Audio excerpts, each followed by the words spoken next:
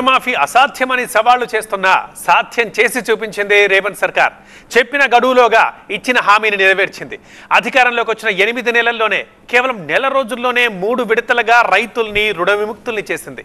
హామీ నెరవేర్చాం కాబట్టి హరీష్ రావు రాజీనామా చేయాల్సిందేనంటూ డిమాండ్ చేస్తోంది. ఇప్పుడు అయితే రుణమాఫీ లెక్కలన్నీ బోగస్ అంటూ కౌంటర్ ఇస్తోంది బీఆర్ఎస్ పార్టీ. ఏకంగా 31,000 కోట్ల రూపాయల రుణమాఫీ. ప్రభుత్వం చెప్తున్నట్టుగా ఈ దేశ చరిత్రలో ఈ స్థాయిలో రుణమాఫీ చేసిన ప్రభుత్వం మరొకటి లేదు. 32,50,000 మందికి రుణమాఫీ చేసి సరికొత్త రికార్డును కూడా ఖాతాలో వేసుకున్నామంటుంది రేవంత్ ప్రభుత్వం. 3వ విడతలో భాగంగా 2 లక్షల రూపాయల వరకు ఉన్న 14,45,000 మందికి పైగా రైతులకు రుణాలను మాఫీ చేస్తున్నామని ప్రకటించారు ముఖ్యమంత్రి. ఇందుకోసం 18,000 కోట్ల రూపాయల నిధులను విడుదల చేశామన్నారు. వైరా వేదికగా స్వయంగా సీఎం రేవంత్ రెడ్డి రైతులకు చెక్కుల్ని కూడా అందించారు. ఇచ్చిన మాట ప్రకారం ఆగస్టు 15 లోపే రుణాల్ని మాఫీ చేసి చూపించామన్న రేవంత్ రెడ్డి మాట ఇచ్చాం చేసి చూపించామంటూ పనిచేశారు.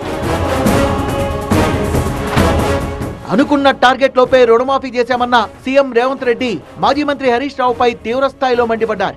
ఆగస్టు 15 లోపు రుణమాఫీ చేస్తే ఎమ్మెల్యే పదవికి రాజీనామా చేస్తానని చెప్పిన హరీష్ రావు ఇచ్చిన మాట ప్రకారం క్షమాపణ చెప్పి మరీ రాజీనామా చేయాలని డిమాండ్ చేశారు. హరీష్ రావు రాజీనామా చేస్తే సిద్దిపేటలో ఉప ఎన్నిక వస్తే ఎలా గెలుస్తారో కూడా చూస్తామంటూ సవాల్ విసిరారు.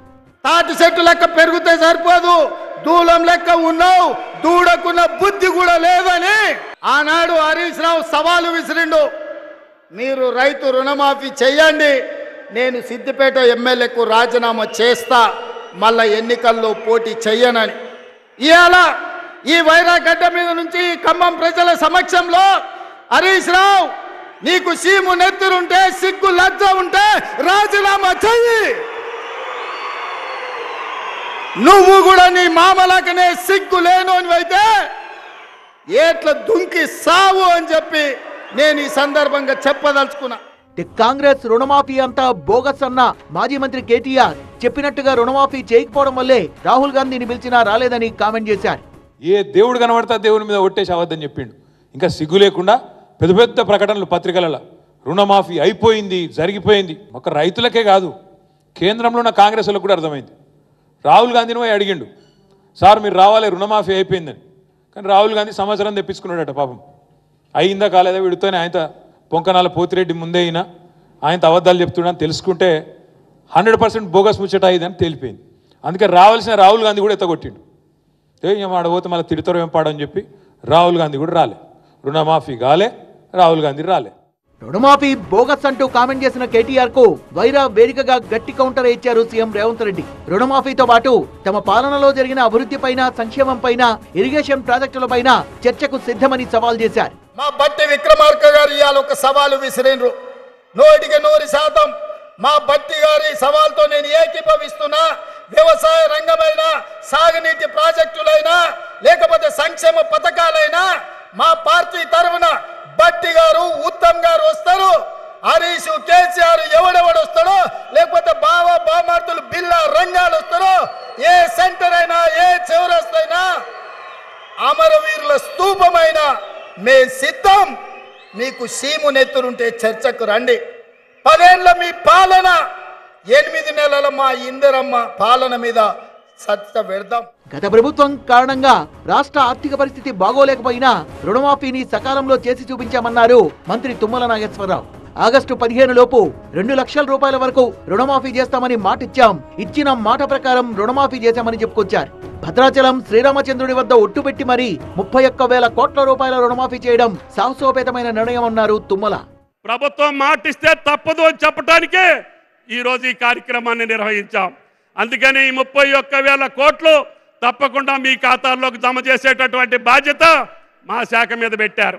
కాబట్టి తప్పకుండా ఈ 18,000 కోట్లే కాదు, ఇంకా 2 లక్షల పైన ఉన్నటువంటి రుణం ఉన్నటువంటి రైతులు ఉన్నారు. మీరు ఎప్పుడు ఆ పై రుణాన్ని చెల్లిస్తే మీ ఖాతాలో మిగతా డబ్బులు వేపించేటటువంటి బాధ్యత ఈ ప్రభుత్వాన్ని అని చెప్పి మీకు ఈ సందర్భంగా మనం చేస్తున్నాం. 2 లక్షల రుణమాఫీ చేసి చూపిస్తే ఎమ్మెల్యే పదవికి రాజీనామా చేస్తానన్న మాజీ మంత్రి హరీష్ రావు రాజీనామా లెటర్ తో రెడీగా ఉండాలన్నారు మంత్రి పొంగులేటి. రైతుని రాజును చెయ్యాల సీనన్న, ఎన్ని ఇబ్బందులైనా 31,000 కోట్లు 2 లక్షల రూపాయల రుణమాఫీ మనం చెయ్యాలి అని కింద మీద పడి ఈనాడు ఆ కార్యక్రమాన్ని వైరా వేదికగా పూర్తి చేసుకోవడం జరుగుతుంది. అధికారంలోకి వచ్చిన తర్వాత అనేక ఇబ్బందులు ఉన్నప్పటికి కూడా లోక్సభ ఎన్నికల కంటే ముందు ఛాలెంజ్ చేసి ఆగస్టు 15 కల్లా 2 లక్షల రూపాయల రుణమాఫీ చేస్తామని ఛాలెంజ్ విసిరి ఆగస్టు 15కి 2 లక్షల రూపాయలు రుణమాఫీ చేస్తున్నటువంటి చరిత్ర కూడా ఈ దేశంలో ఎక్కడా లేదు. దేశంలో ఎక్కడా లేని విధంగా తెలంగాణలో 2 లక్షల రూపాయల వరకు రుణమాఫీ చేసి చరిత్ర సృష్టించిన ప్రభుత్వం కాంగ్రెస్ ప్రభుత్వం అన్నారు మంత్రి ఉత్తమ్ కుమార్ రెడ్డి. ఈ రోజు తెలంగాణలో రైతుల విషయంలో చరిత్ర సృష్టించబడుతుంది. ఈ రోజుతో ఇచ్చిన మాట నిలబెట్టుకొని కాంగ్రెస్ పార్టీ కాంగ్రెస్ ప్రభుత్వం 2 లక్షల రూపాయలు రుణమాఫీ చేయడం ఇది ఎంతో సంతోషకరమైన విషయం చెప్పి నేను మనం చేస్తున్నాను. ఖమ్మం వేదికగా సీతారామ ప్రాజెక్టు పైన క్రెడిట్ వార్ నడిచింది. ఆ ప్రాజెక్టు కట్టిందే కేసీఆర్ హయాంలో అయితే ఇప్పుడు సీఎం రేవంత్ రెడ్డి వెళ్లి రిబ్బన్ కటింగ్ చేశారని కామెంట్ చేశారు. సీఎం రేవంత్ రెడ్డి మాత్రం ప్రాజెక్టును పూర్తి చేసింది కాంగ్రెస్ ప్రభుత్వం అని, 10 ఏళ్లు అధికారంలో ఉన్న బీఆర్ఎస్ పార్టీ సీతారామ ప్రాజెక్టును ఎందుకు పూర్తి చేయలేకపోయిందని ప్రశ్నించారు. 10 ఏళ్లు మీరు చేయలేని పనిని 6 నెలల్లో మేము పూర్తి చేస్తే అభినందించకపోయారు. ఎందుకంటే మీ చెత్త బుద్ధి తెలంగాణ ప్రజలకు తెలుసు కాబట్టి చెప్పుతే పలుగొట్టారు మిమ్మల్ని ఆల్రెడీ. ఇంతకంటే మీ నుంచి మేమేం ఆశించలేము. తెలంగాణ ప్రజలకు కూడా మీ పట్ల ఉన్న భ్రమలు, మీ పట్ల ఉన్న నీలి మేఘాలు తొలగిపోయినాయి.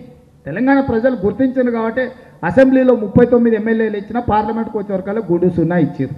ఖమ్మం జిల్లాలో 2 నాకు తెలిసి డిపాజిట్ పోయింది ఎంపీలలో. అంతేనా? డిపాజిట్ లేకుండా ఓడగొట్టినా సిగ్గు కాకుండా ఇంకా ఆరోపణలు చేసి మనుషులను అవమానించే విధంగా ఎందుకు మాట్లాడుతున్నారు మీరు? ఇలా పోయి ఖమ్మంలో స్పీచ్ కొడతాడు రేవంత్ రెడ్డి గారు. కేసీఆర్ కంప్లీట్ చేసిన ప్రాజెక్టు సీతారామ ప్రాజెక్టు. ఆ సీతారామ ప్రాజెక్టును 10 లక్షల ఎకరాలకు నీళ్ళు ఇచ్చే ప్రాజెక్టుకు ఇలా ఈయన పోయి రిబ్బన్ కటింగ్ చేసి ఈయననే చేసినా అని చెప్పుకుంటాడు. ఈ పిఆర్ స్టంట్లతోని ఈ డ్రామాలతోని ప్రజలను ఎక్కువ రోజులు పిచ్చోళ్ళని చేయలేరు, కన్ఫ్యూజ్ చేయలేరు. ప్రజల అమాయకులని మీరు అనుకుంటాను కాదు, ప్రజలకు అన్నీ తెలుసు, అన్ని వాళ్ళ అనుభవాలు ఉన్నాయి. మొత్తానికి రుణమాఫీ పైన ఇటు సీతారామ ప్రాజెక్టు పైన అధికార ప్రతిపక్షాల మధ్య మాటల యుద్ధం నడుస్తోంది.